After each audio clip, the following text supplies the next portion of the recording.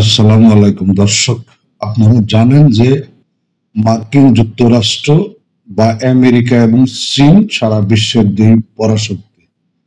অর্থনৈতিক দিক থেকেও তারা পরাশক্তি এবং বিভিন্ন প্রযুক্তিগত দিক থেকেও তারা একে অপরের পরাশক্তি।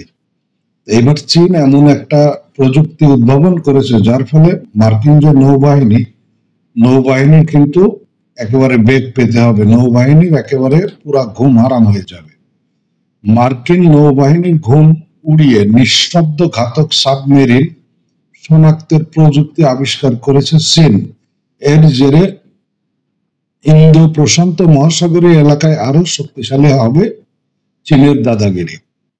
পরমাণু শক্তি চালিত মার্কিন সাবমেরিন একবার সমুদ্রের গভীরে ডুব দিলে সেগুলোকে আর চিহ্নিত করা সম্ভব নয় বলে এতদিন পর্যন্ত দাবি করে এসেছে বিশ্বের তাবড় প্রতিরক্ষা বিশেষজ্ঞরা। যুক্তরাষ্ট্রের সেই অদৃশ্য হাতিয়ারকে নিখুঁত নিশানায় ওড়ানোর প্রযুক্তি তৈরি করে ফেলেছে বলে দাবি বেইজিং এর প্রতিরক্ষা বিজ্ঞানীদের। সাউথ চায়না মর্নিং পোস্টের এক প্রতিবেদন অনুযায়ী চীনা গবেষকদের দাবি, এবার থেকে সমুদ্রের গভীরে থাকা বিশ্বের সর্বোত্তম নিঃশব্দ ঘাতক মার্কিন সাবমেরিনের অবস্থানও তারা বলতে পারবেন। স্টেলথ প্রযুক্তির পরমাণু সাবমেরিন চলাচলের সময় সাগরের অতলে তৈরি হয় চৌম্বকীয় ক্ষেত্র। এর সাহায্যেই নিঃশব্দ ঘাতকগুলোকে চিহ্নিত করা যাচ্ছে বলে জানিয়েছে চীনা প্রতিরক্ষা বিজ্ঞানীরা। তাদের দাবি সত্যি হলে নৌযুদ্ধে বিপ্লব আসবে বলে মনে করা হচ্ছে। সাবমেরিন চিহ্নিতকরণের গবেষণায় নেতৃত্ব দেন এনপিইউ এর সহকারী অধ্যাপক ওয়াং হংলেই। সাউথ চায়না মর্নিং পোস্টকে দেওয়া এক সাক্ষাৎকারে তিনি বলেন, এর জন্য একটি কেলভিন ওয়েক মডেল তৈরি করা হয়েছে। পানির গভীরে চলাচলের সময় সাবমেরিন ইংরেজি ভি অক্ষরের মতো দেখতে চৌম্বকীয় ক্ষেত্র তৈরি করে।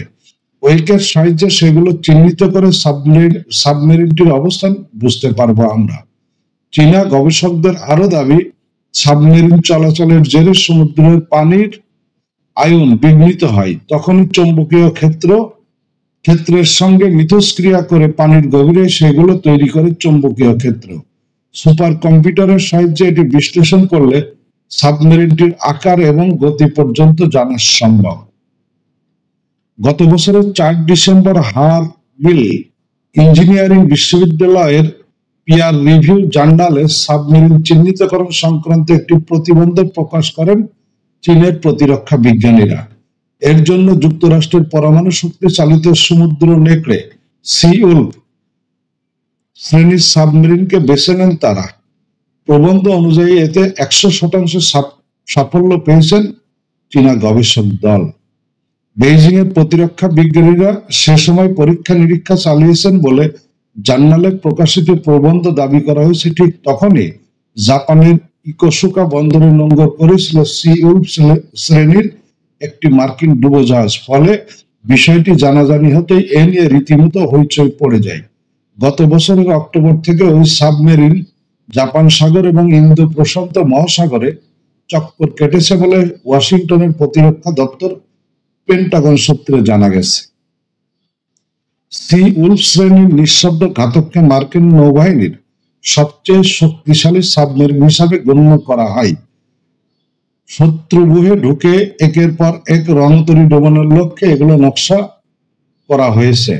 অনেকটা দূরের রাস্তা পাড়ি দিয়ে বা যুদ্ধজাহাজ ও শত্রুর সাবমেরিনকে তাড়া করে ডোবানোর ক্ষমতা রয়েছে সমুদ্র নেকড়েদের।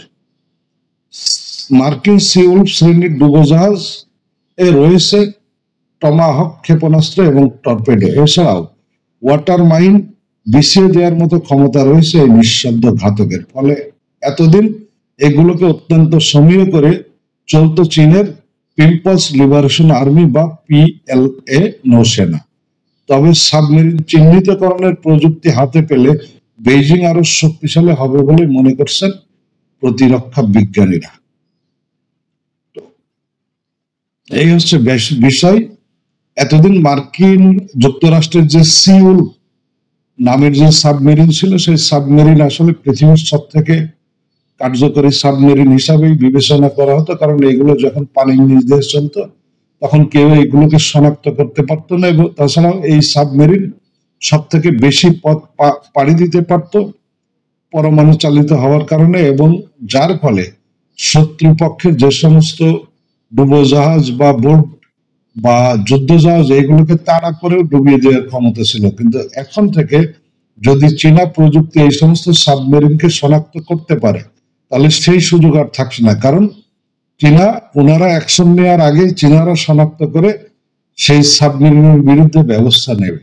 আর যদি সত্যি এমনটা ঘটে, তাহলে এই যে ইন্দো প্যাসিফিক মহাসাগর আমরা যেটাকে বলি, সেই মহাসাগরে যে একেবারে আমেরিকার একক আধিপত্য রয়েছে, সেই আধিপত্য কিন্তু শেষ হয়ে যাবে এবং চায়না সেখানে তাদের ঝান্ডা গাড়বে।